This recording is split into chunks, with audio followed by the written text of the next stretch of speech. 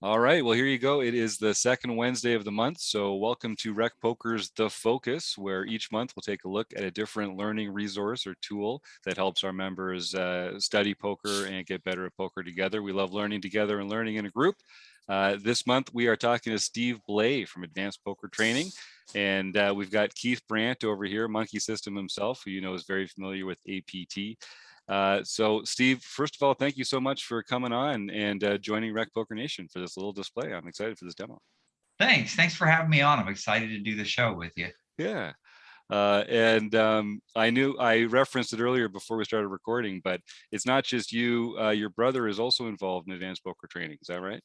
Yeah, so my brother and I are the founders. Now, my brother, unlike me at this point, my brother has a real job. He is the actual he's an accounting professor, Oh, and so he has he does the business side of things. So I'm kind of I this is my life though. That's all I've been doing for 12, 13 years now, I think. I used to have nice.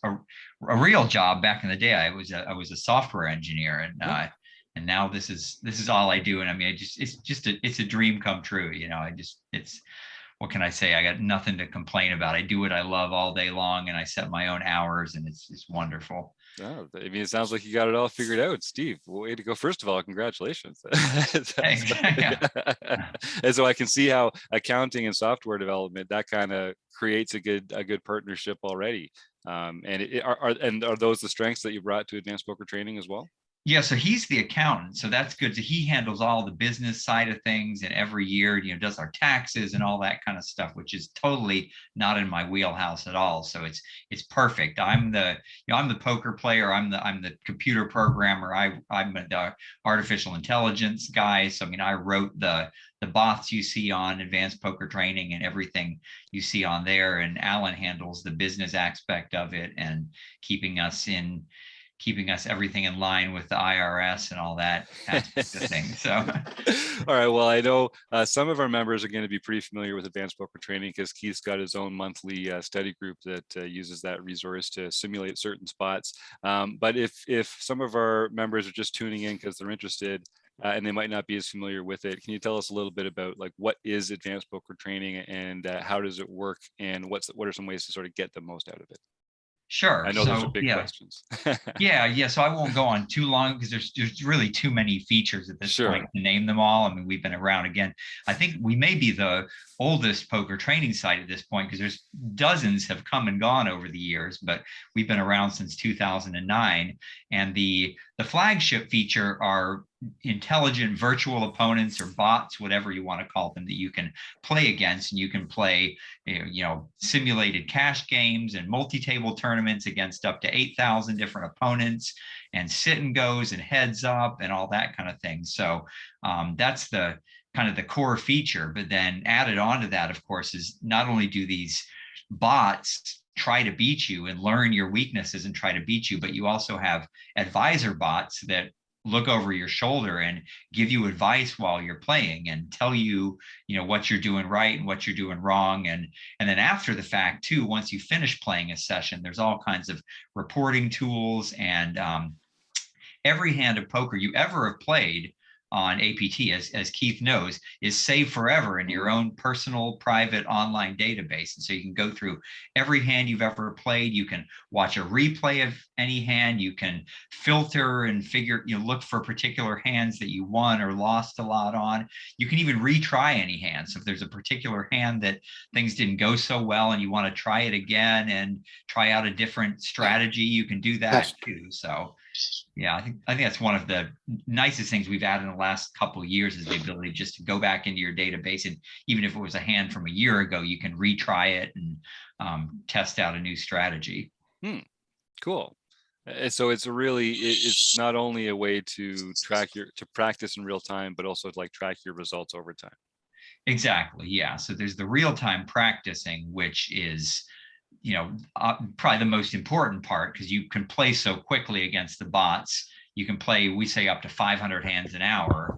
And but then going back later and looking over your hands and trying to figure out what you're doing wrong, filtering through your database and say, okay, well, in the last 100,000 hands, I'm losing money with ace queen.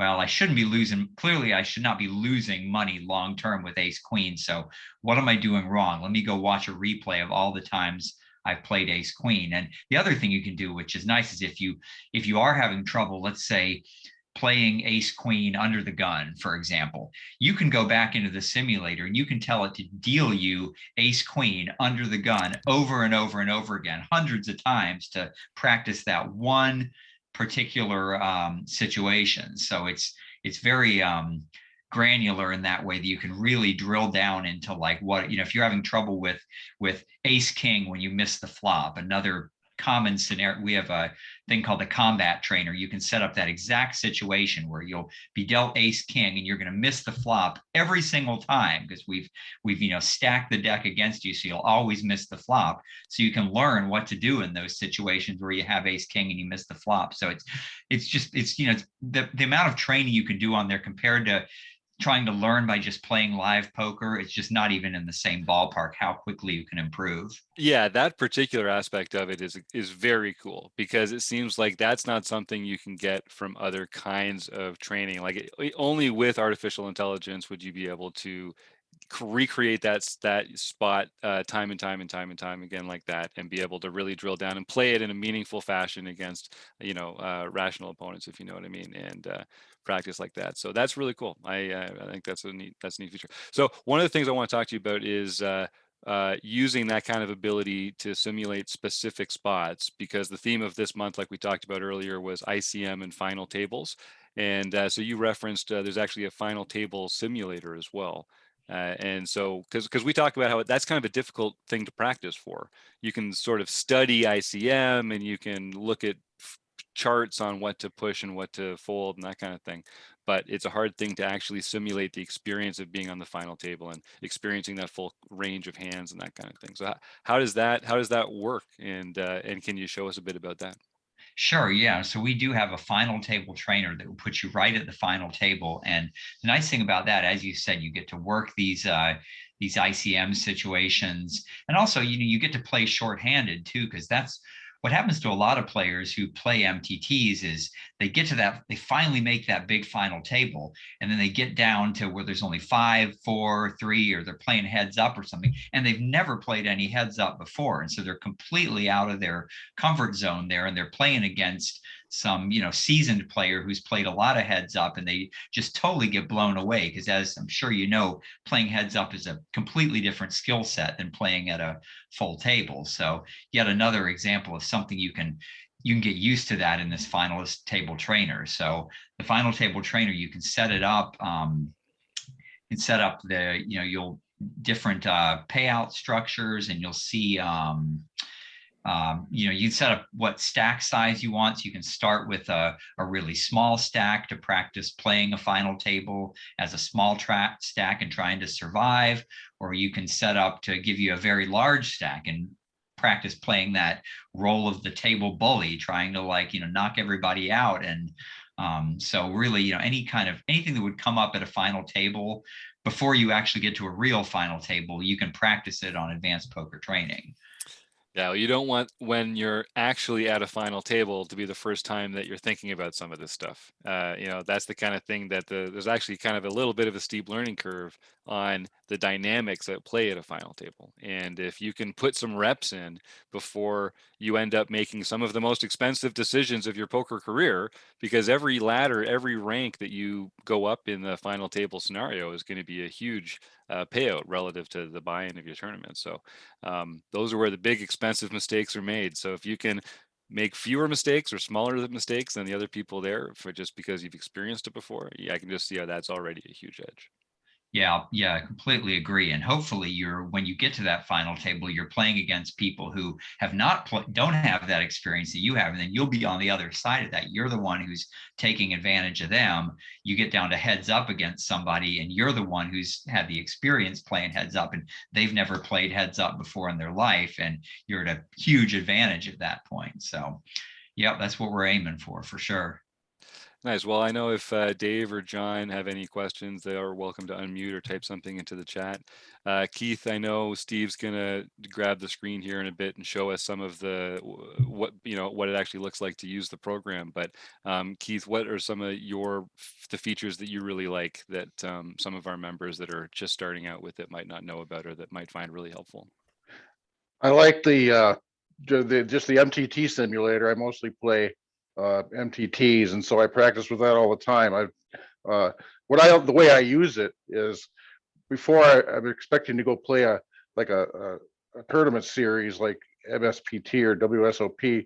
I'll set the simulator up to be as close as possible to the actual structures in those tournaments.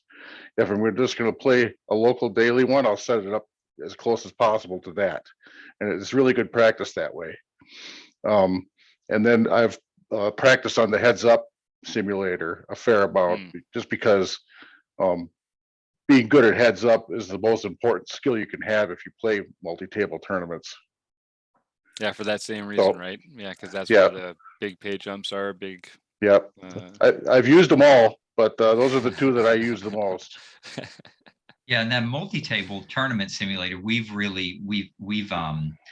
made that more robust over the years, and that now you can, as Keith was saying, you can set up what starting stack you want, how many players in the tournament, the minutes per level, the buy-in and the entry fee. So you can really configure it to make it just like whether you want to make like the WSOP main event or just your local, the tournament, your local card room, and really simulate exactly what you're going to be playing when. So if you want to set up a main event against 8,000 opponents and all that, you can do that.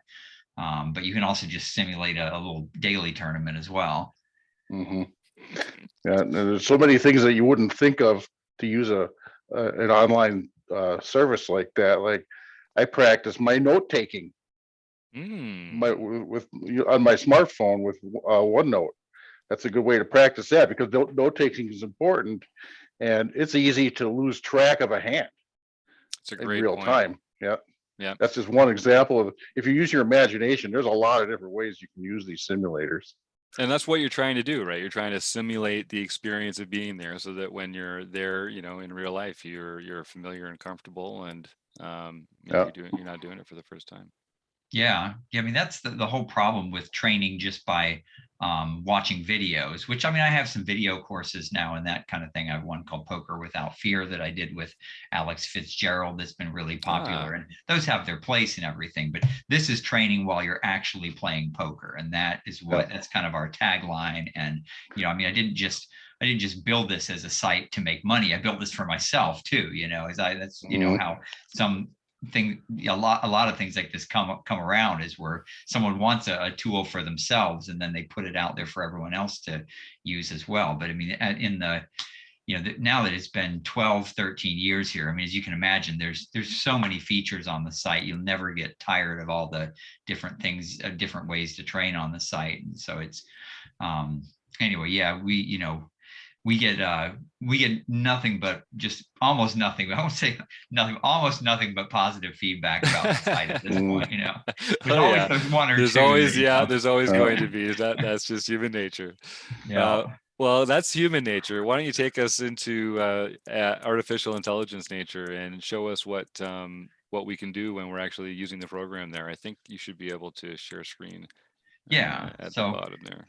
Yeah, what I was going to do to start off with, just because you said, you're talking about ICM and things like that, there's a couple ways, as we already talked about. That final table trainer is going to be a great way to practice some of those final table ICM situations. But one thing that also comes up that a lot of people, that can really make a big difference in your profitability is chops at the final table, and knowing when to take a chop and when not to.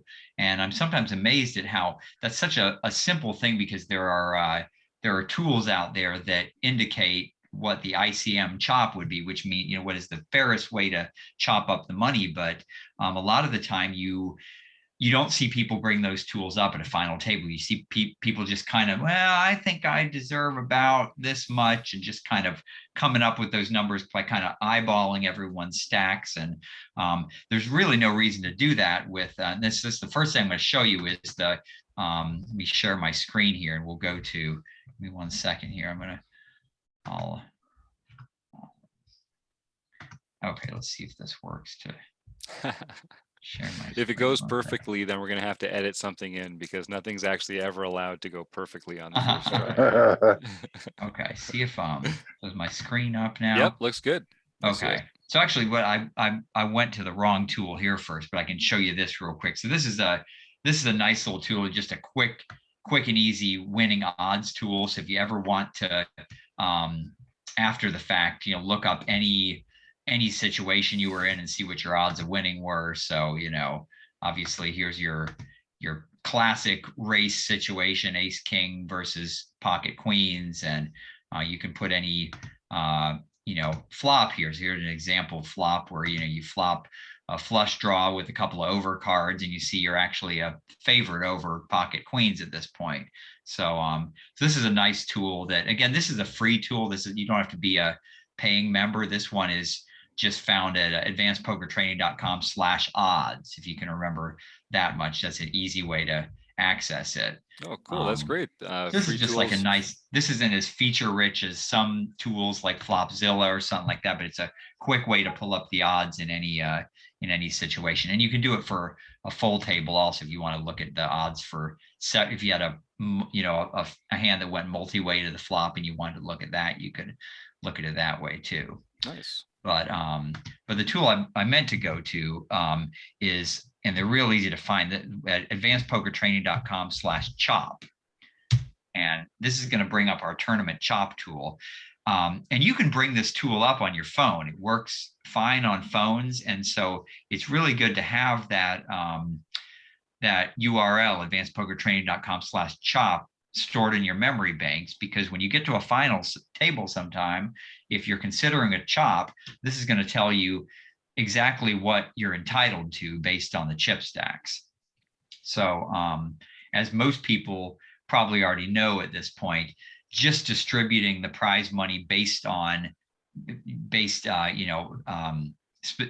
directly on the size of people's chip stacks is not the most fair way to distribute the prize money, because sometimes a guy could end up getting more than first place money just because he has a massive stack of chips. So right. The fairest way is what is called an ICM chop, which is an iterative process which considers that the fact that chips change value as they pass from person to person, and when you have a huge stack of chips, every additional chip you add to your stack is not quite worth as much as the chip before it, because of the fact that you can't win all the money. There's a percentage payoff structure. So anyway, so this tool is really quick to use, and I'll show you quickly how you could use it the next time you're at a final table. And let's just look at this, and let's just say there were 4 players left here. And the only things you have to really enter are over here. You enter the payouts and the current stack sizes, and it's going to tell you what you are fairly entitled to. So we'll just, to make it easy, we'll say first place is going to get $10,000, and second place will get $5,000, and third place will get $3,000, and fourth place will get $2,000. And Steve, if one of our players is sitting at a live tournament and they're getting down to this point in the final table, like, this information is going to be very easy. It's going to be available to them right there. They just have to look up at the board and see what the payouts are, look around the table and see what the stacks are. It's going to be very easy to just sort of like enter this information here and then have your answer. Exactly. Yeah, you're going to have to eyeball it a little bit to figure out what your opponent's stacks are. A lot of the time you may not have access to their exact stack size unless you're on like a televised final table or something. But yeah, so you kind of eyeball your opponent's stacks. The payouts should be right up on the board there. And so you could choose to keep this information to yourself once you find out what you're fairly entitled to when people start talking about a chop, or you could actually even just hand your phone around the table to people and say, hey, suppose you suppose you really want to advocate for this chop. It's 2 o'clock in the morning and you're really tired and you want everyone to agree to a fair chop. You could actually hand your phone around the table. In fact, I've even seen people hand this to the tournament director before, because believe it or not, in my experience, most tournament directors do not have an ICM chop tool on them. They should.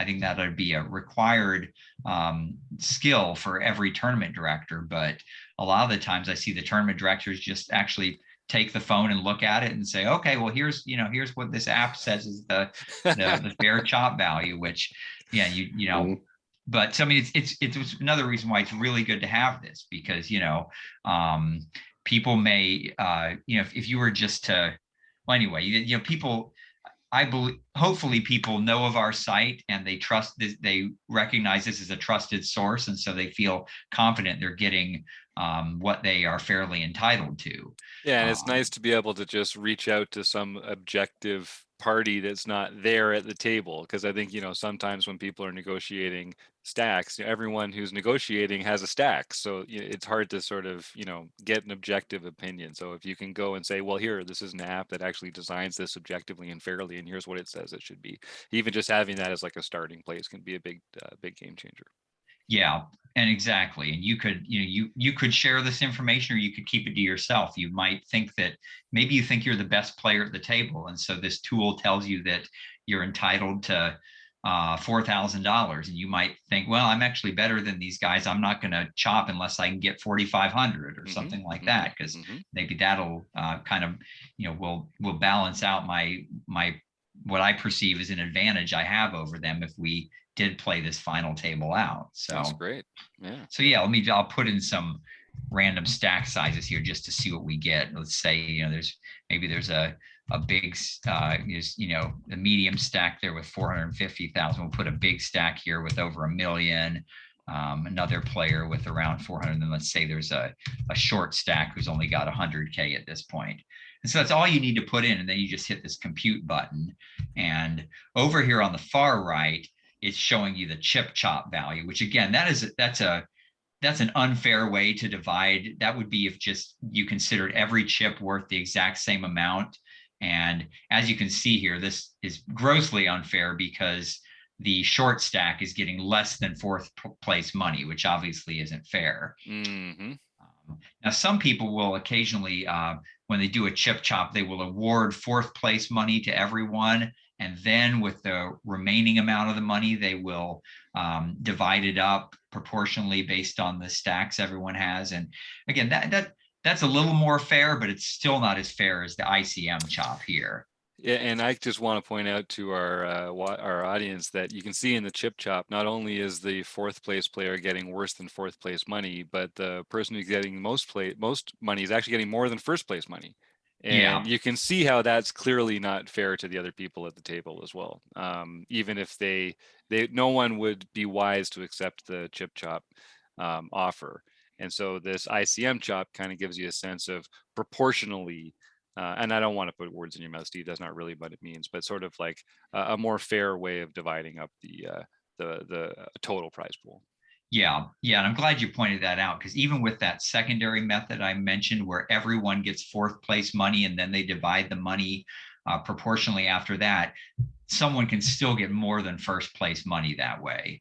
So yeah, that way is a little more fair, but it's still not fair if someone has a giant stack of chips. So the ICM chop is the only way that is mathematically fair. It is agreed upon by poker pros and mathematicians as the fairest way to distribute the chips. And you'll notice in this ICM chop column, no one is getting more than first place money and no one is getting less than fourth place money. So this would be the fairest way to divide up the money, assuming everyone was of the same skill level and all other things being equal. But as I said, if you feel like you're more skilled than the other players, you might not want to chop unless you can get more money than this, or you may not want to take the chop at all. You may just want to play it out. That's a great point. And we should say as well to members, you're not obligated to chop just because people there want to chop. And there's nothing wrong with someone else not wanting to chop, even though you want to chop. Everyone can feel their own way about it. And And it's not uncommon for more skilled players, or players that consider themselves more skilled, to want to get more than like their share of the pot. And that is something that gets negotiated out at the table. There, often players that are less experienced and just want to make some money will give up a few dollars because they really just want to lock something down now that's gets them their cash or something like that.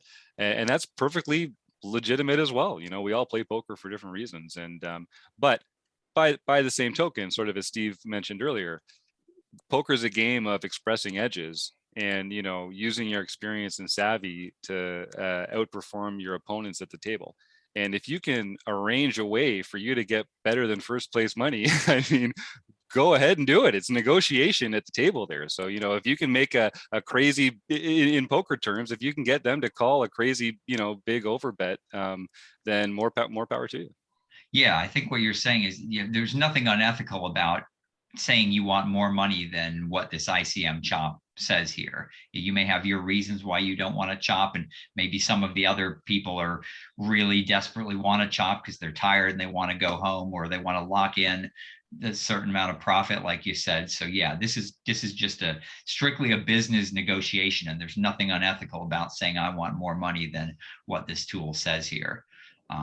But the biggest thing is, it's funny because I bring up this tool here, but really when people ask me, should they chop? I often say no. I say, to some extent, you work so hard to get to that final table, and it's so rare you're at a final table. And most of us play poker for fun. Usually, I tell people that, why not play it out? You've gotten to this point, and this is like possibly the most exciting part of your poker career if you're at a big final table. And why chop and go home? I mean, it's like if we just finished March Madness just finished last week, and can you imagine if we got to the final four, and the final four all agreed, you know what, we're all pretty good teams, we'll each consider ourselves 1/4 of the champions, and we'll all go home. We won't even play out the final four. I mean, it's ludicrous, but that's, in a sense, that's kind of what you do when you chop at a tournament. This is like your big moment, and you're all just chop up the money and go home. So that's the way I look at it that way. Unless you have some compelling reason to chop, or you really do feel like you're out of your league and these guys are elite pros I'm playing against, or I'm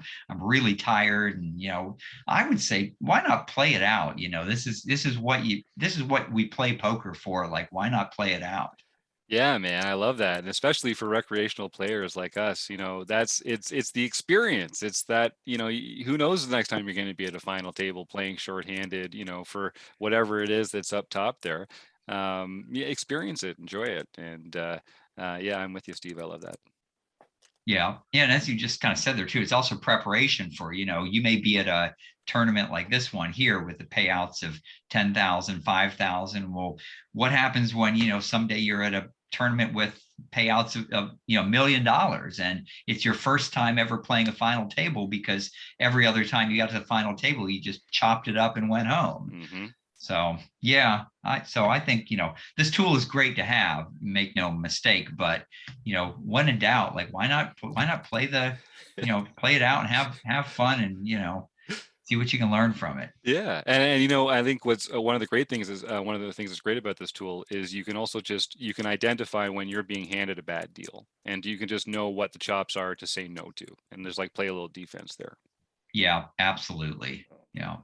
All right. Well, what are some other ways that we might use advanced poker training to kind of help us in these final table or ICM related situations? Yeah. So we'll go back real quick here, and I'll show you the setup of our multi-table tournament simulator. And so, like I said, there's a ton of stuff on here. I can't even begin to get into all of them.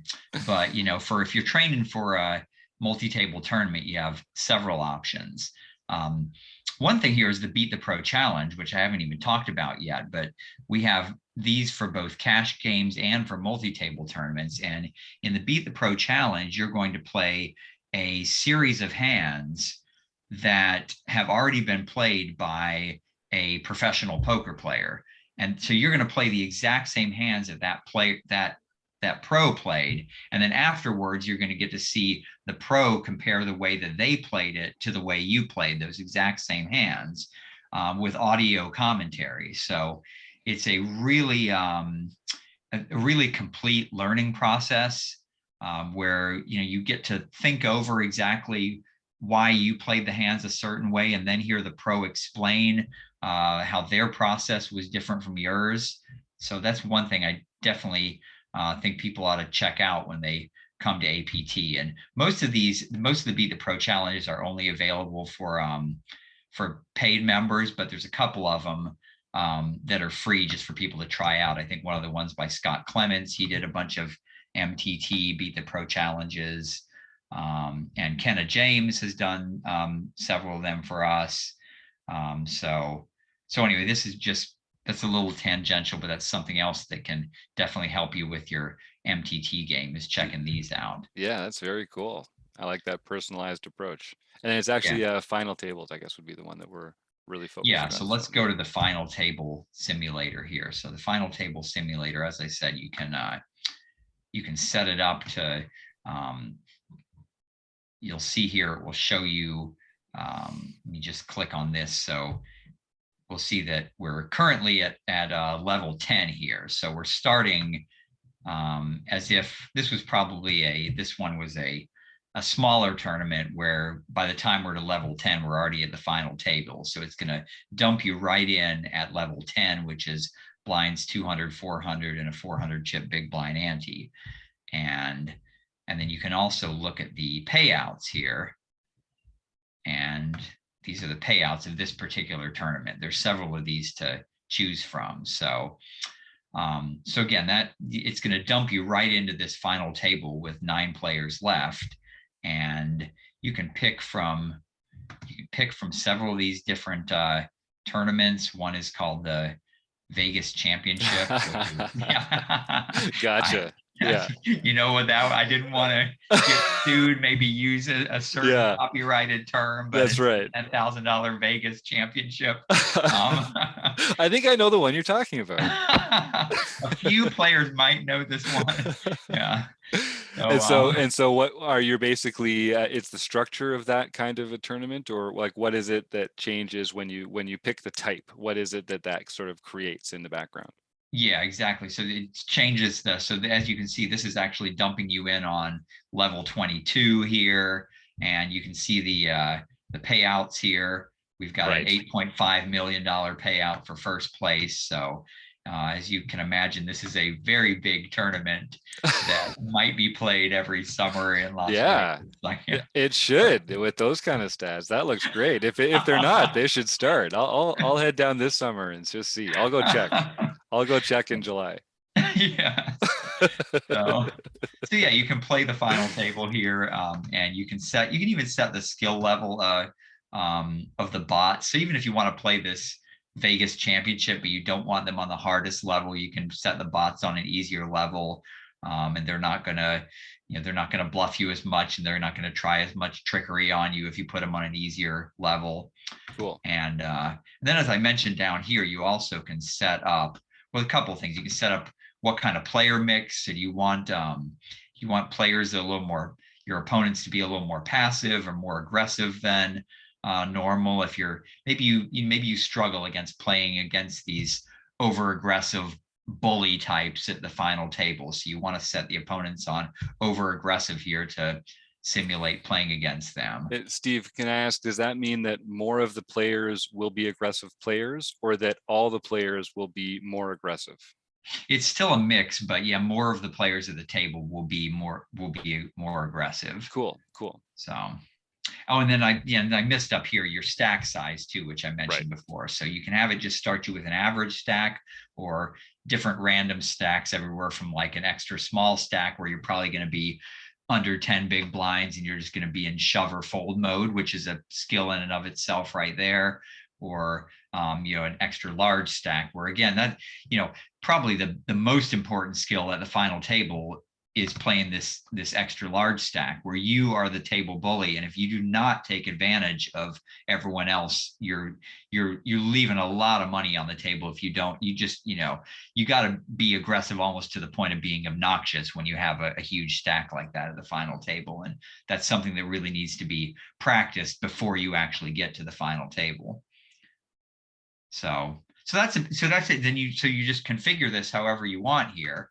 And then, you hit this submit button here and the tournament just starts up. And again, these are virtual opponents you're playing against. I have the advice coming up right now, but you don't actually have to have this advisor coming up every time. But if you want to, you can have the advisor pop up, and there's even a button here called the brain button, which will show you what your advisor was thinking, tell you everything about what kind of hand you have, and what position, all the factors your advisor was considering when he or she came to his decision to fold in this spot. So that's cool. How did you, as the developer, how did you decide what are the most important factors that you would use in this way? Mostly for dummies. Yeah, mostly from my personal experience and the fact that we have, a team of 10, 12 different pros that, work with the site. And so I asked a lot of their opinions about, what they're thinking about at different decision points. So it was kind of a team effort between me and the other pros that work with the site. That just seems like such a cool project to sort of categorize the factors that are relevant when you're deciding how to act in a poker hand, like that. Yeah. That's kind of like, that's cracking poker right there. Yeah, I mean, this was so fun. You can imagine how fun this was to build this, and the fact that the site actually took off and people, it really was just a dream at the beginning. I put it together and thought, I think some people will like this, but I'm not too sure. And the fact that it actually took off, and now I make a living doing this. I'm so fortunate and so grateful to all the people over the years that have been a member of the site, because it allows me to do what I love here and actually pay the bills doing that. I got a couple of kids, and I got bills to pay and that kind of stuff. And this is what does it for me and allows me to think about poker all day and do what I love. So yeah, good for you. That's fantastic. Yeah, so you don't have to look at all that advice and everything. You can get stats on your opponents. You can hover over them and see these are kind of like the HUD stats, as they call them, the heads up display. You can see to people that play online and use a heads up display, these kind of stats would be familiar to them. So you can get stats on your opponents. And if you go to, I'm just going to go to the flop here. Oh, that guy was already all in. He had a really short stack, so I want to get to the flop here just to kind of show you what also you can see when you get to the flop. So let me see if I can. When you get to the flop here, you can even, if you choose to dig this deep, again, you can just use this as a training tool without getting into this stuff. But you can even look at your opponent's range, which is kind of a more advanced thing that a lot of players are doing these days. But you can actually look at the various types of hands your opponent might be holding and click on any of those individual hands and actually see the odds of so this is my cards here, and this is my opponent's hand, that the possible hand my opponent might have, and what my odds of winning are. So if one is motivated enough, you can really dig deep with this tool. But the nice thing is that you don't have to. So if you want to just play against the bots and train that way, you can do that. Or if you really want to do some in-depth analysis, looking at your opponent's ranges and that kind of thing, you can do that as well. Amazing. Yeah, so that so you play out the final table here, and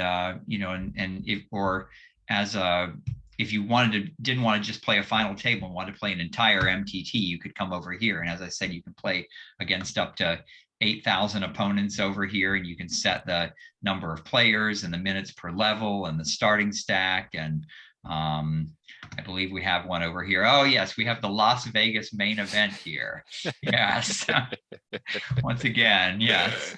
Not patterned after any famous tournament that goes on in Vegas. This is just something I made up, the Las Vegas main event. That's fun.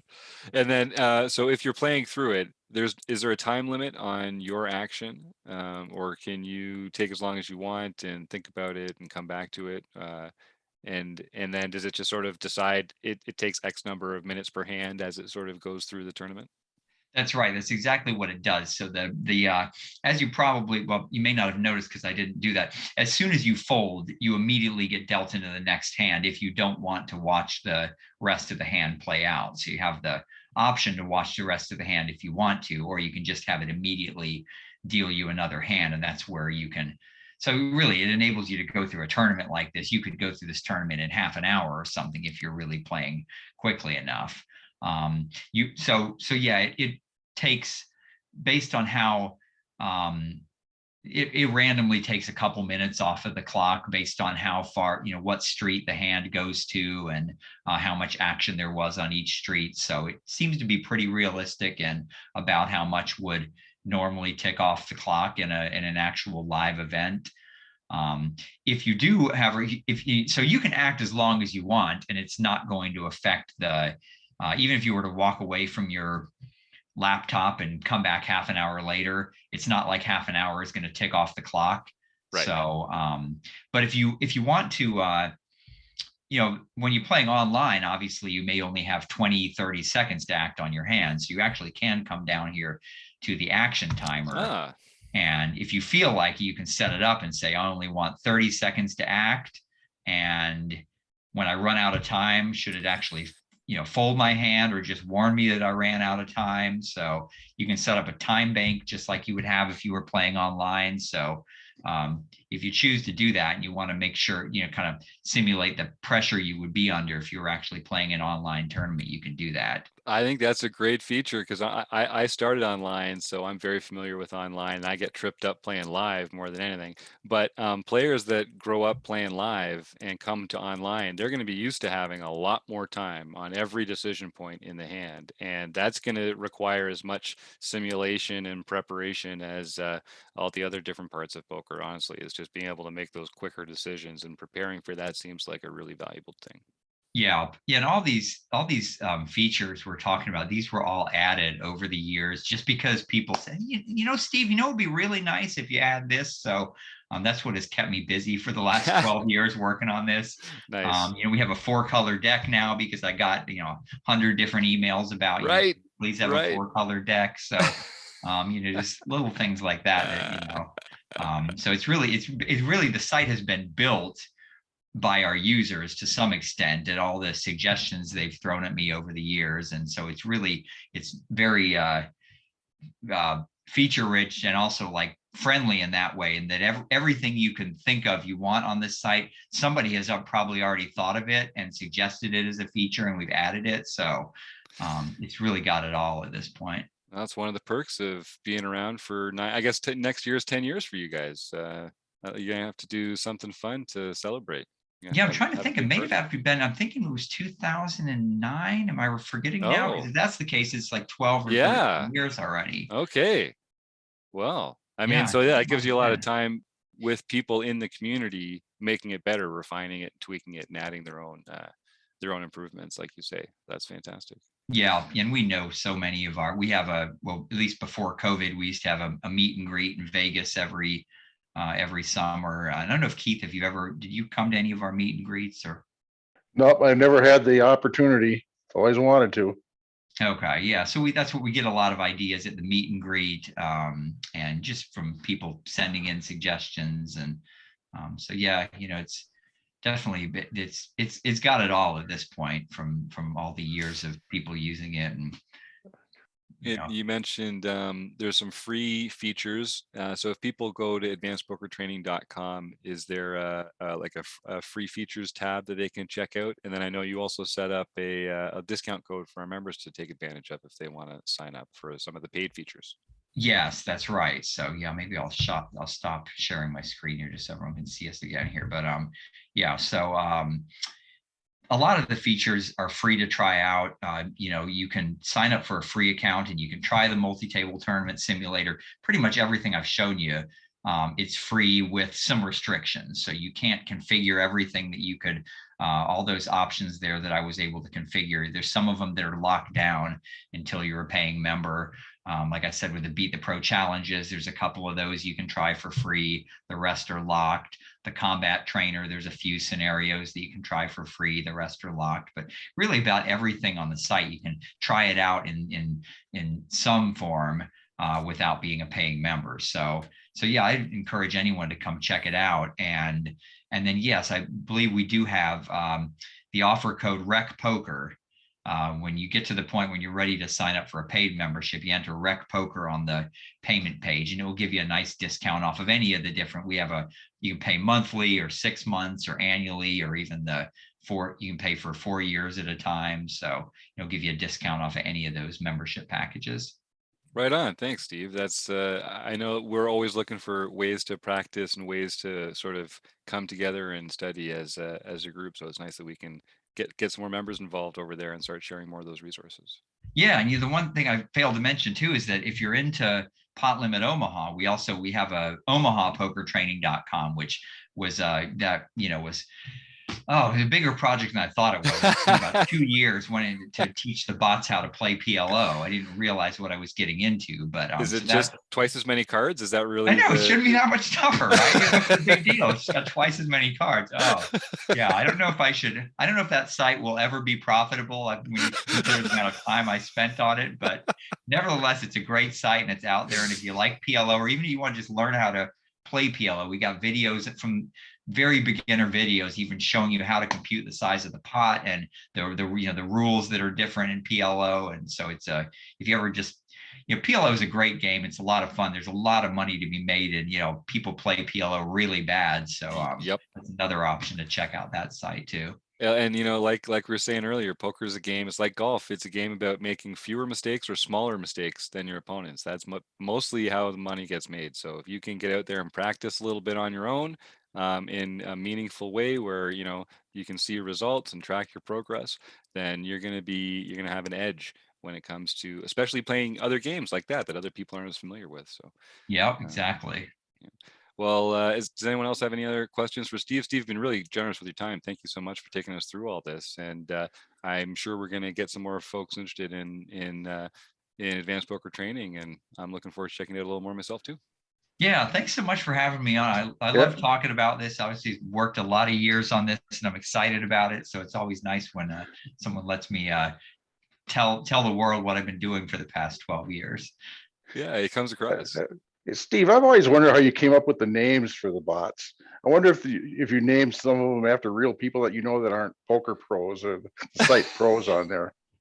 That is funny because a lot of them now were just created from an online name generator, but originally the first bots were all members of my family, and they were all my brother is Brian and my dad is Dennis, so there was Donkey Dennis and Bad Brian and of course Alan, my brother Alan. Of course there was Super Steve and Amazing Alan.